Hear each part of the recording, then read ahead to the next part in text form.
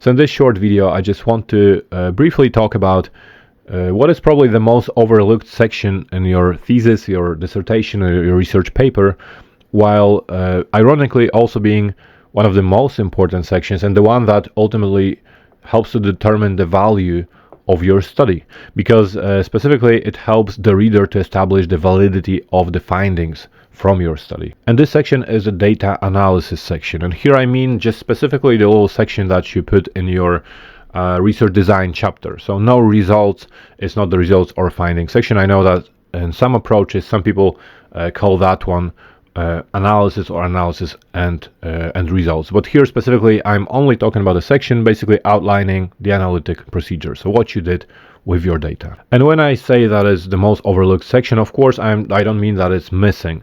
It's always there, but sometimes the feeling is that you only put it there because you had to put it there, so it feels like the person writing that section just did not put enough effort into it, so the result is just unconvincing. And that's the worst thing that may happen, to have a section about data analysis procedures that's not convincing, because this poses ultimately a threat to the validity of your study.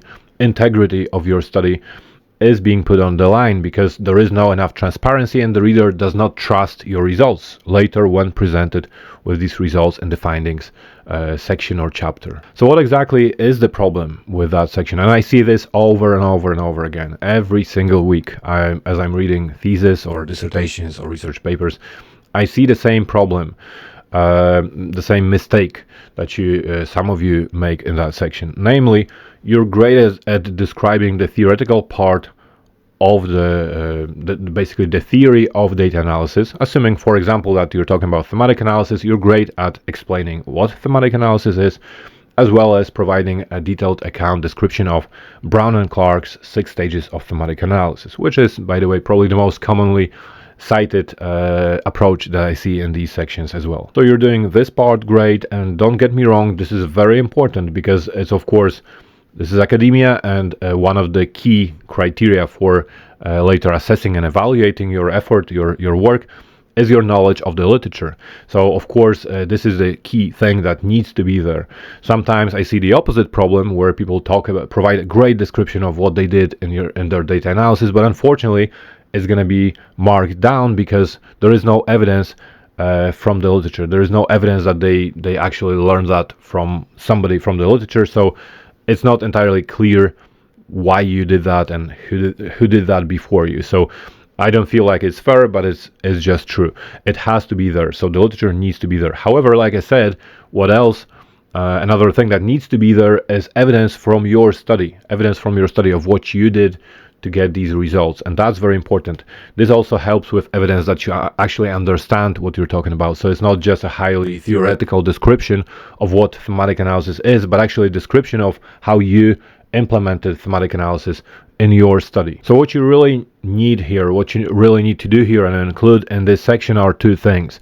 The first thing is, apart of course from the literature, that's the first thing, so explain what kind of approach, so sticking to our example, what thematic analysis is. The next thing that you need to do, however, is to demonstrate why you think it was the right choice for your study. So that's another step in demonstrating your knowledge of that literature. Don't just tell me what it is, explain, demonstrate your understanding by explaining how it's suitable for your study and why you chose it for your study, for your data. And after you've done that, the next thing that's needed is the exact demonstration of what you did in the process. So rather than, for example, providing that generic description of 6 stages of thematic analysis as described by Brown and Clark, show me what you did in your study with your data, and then refer that to Brown and Clark's terminology, just to show that this was in line with these universal standard or accepted procedures. Don't forget to check out my ebook entitled Scholar's Guide to AI-Assisted Thematic Analysis, which is a useful resource for thematic analysis, whether you do plan to use AI or not. It contains plenty of useful advice, step-by-step instructions for thematic analysis, and a list of prompts that you can copy and paste into ChatGPT. So you may say, for example, that in the initial stages you are familiarizing with the data, which is in line with Brown and Clark's stage 1. That's actually just called familiarizing with the data. In another stage, you are creating codes, you are coding your data, explain what coding is, which is also in line, it follows the procedures by Brown and Clark, where step 2 is about coding the data. So just demonstrate, like I said, the most important thing is to show what you did in your data, and then just kind of refer it back to the literature to show that it's not just your random idea. And while you're doing that, it's very important to include some specific examples from your data. Another thing that almost every time is missing, and whenever I do see this, I'm just over the moon to see this, and I'm always super happy with that. It really, doing that will impress your reader, and also will just clarify any doubts, and will basically convince the reader that you know what you're doing. So show me examples, be specific, show me specific codes, tell me how you named the codes, tell me how many codes you had. That's very important. How many codes you had, what were the names of the codes, what were the example codes, and so on and so forth.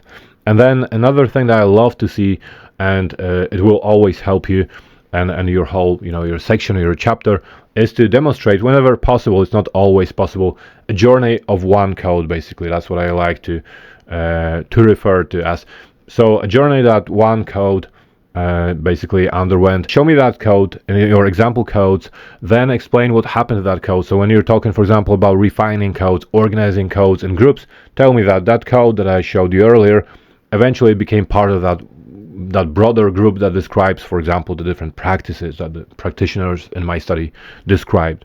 And eventually it was merged with another code, and eventually, as I was creating themes, these codes that I showed you later, they became this broader theme of whatever it was. So just show me exactly from start to finish what happened, for example, with one code or group of codes. And again, there is no better evidence that you know what you're doing, as well as a result, evidence of validity of your findings, than showing such specific examples. And this way, having been presented with such evidence from your data, the reader will really trust the process, will trust what you have done, and trust the results that you show him or her in the next chapter. So that's about it. Remember, don't ever underestimate the importance of that little section. Like the video if you learned something new. Feel free to comment or ask questions underneath. Share it if you haven't already. Consider subscribing, and remember that if you need a more detailed, more tailored support, there is a range of services that I offer through my website. So just have a look at links under this video.